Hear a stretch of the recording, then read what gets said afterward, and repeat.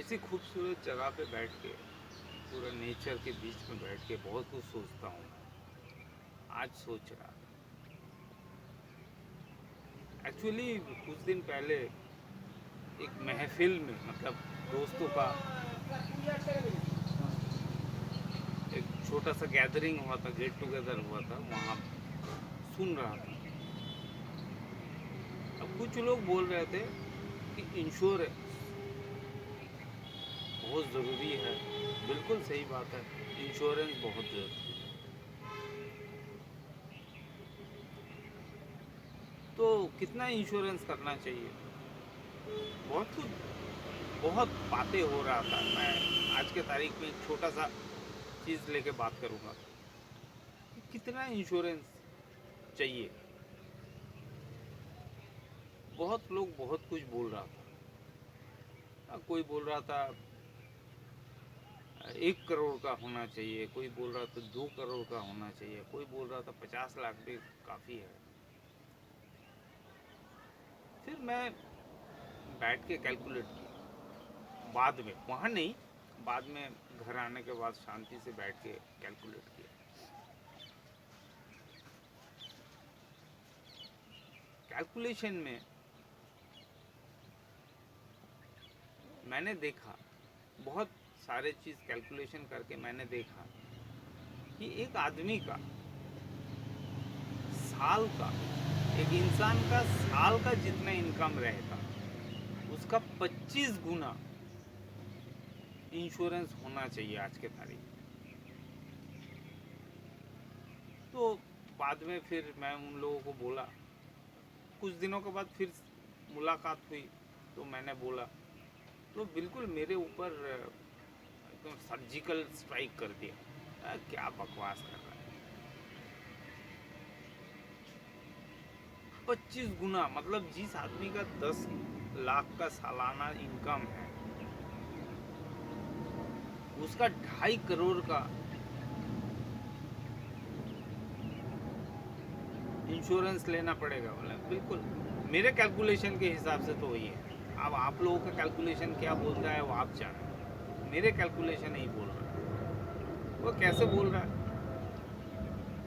मैंने बोला भाई, मान ले एक आदमी 10 लाख का सालाना पैकेज है, आज के तारीख में उसका कोई टैक्स नहीं है, लफड़ा ख़त्म। फरवरी 2025 में उसका कोई टैक्स, और नेक्स्ट ईयर से उसको कोई टैक्स नहीं देना पड़ेगा, बात ख़त्म हो गया। अब मज़ेदार बात है, अब देखिए वो 10 लाख का इनकम में एटलीस्ट 25% तो अपने लिए खर्चा करेगा, क्योंकि उसको काम करने के लिए बाहर जाना पड़ता है, अपने आप को अच्छा कपड़े पहनना है, अच्छा इधर उधर आने जाने में खर्चा होता है बहुत सारे। तो 25% वो अपने ऊपर खर्चा करता है, मतलब 2.5 लाख रुपये अपने ऊपर खर्चा कर दिया, बचा कितना? 7.5 लाख। चलो भाई साहब, 7.5 लाख में भी वो फ्यूचर के लिए तो कुछ इन्वेस्ट करेगा, अपना कुछ इन्वेस्टमेंट करेगा। तो मैं मान लेता हूँ 2 लाख के करीब उसने इन्वेस्ट कर दिया, मान लेता हूँ। तो इसका मतलब 7.5 से 2 लाख माइनस कर दो, 5.5 लाख। अब बात में आ गया, अचानक से आदमी का मौत हो गया, आदमी गुजर गया। अब उसके परिवार को इंश्योरेंस वाले 2.5 करोड़ रुपया देंगे।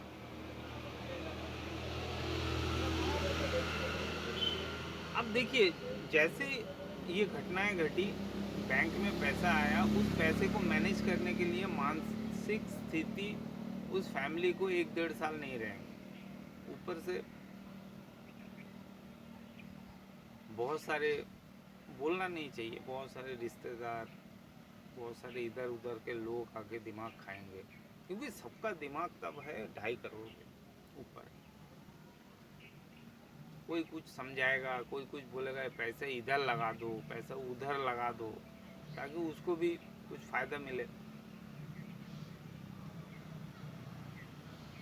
तो मान लेता हूँ उसका फैमिली थोड़ा समझदार है, उसने किसी का बात नहीं माना, उसने वो पैसा बैंक में ही पड़ा रहने दिया, सेविंग्स अकाउंट में। अब 2.5 करोड़ का आज के तारीख में 2.7% करके कितना बनता है?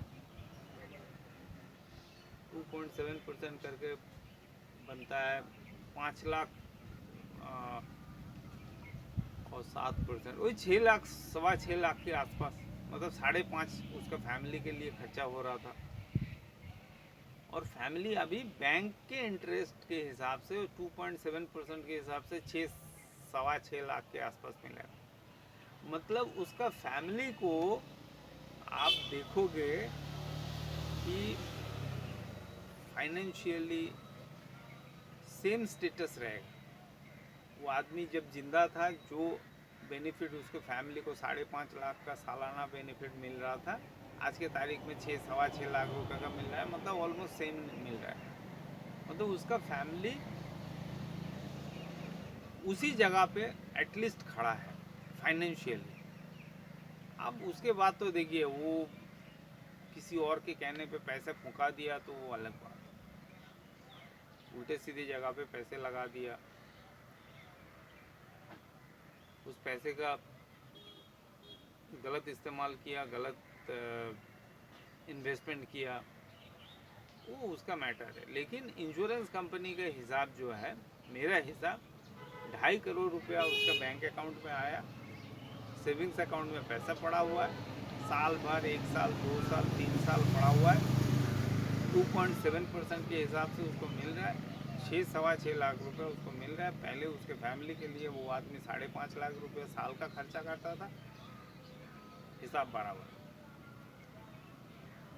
यही लॉजिक है,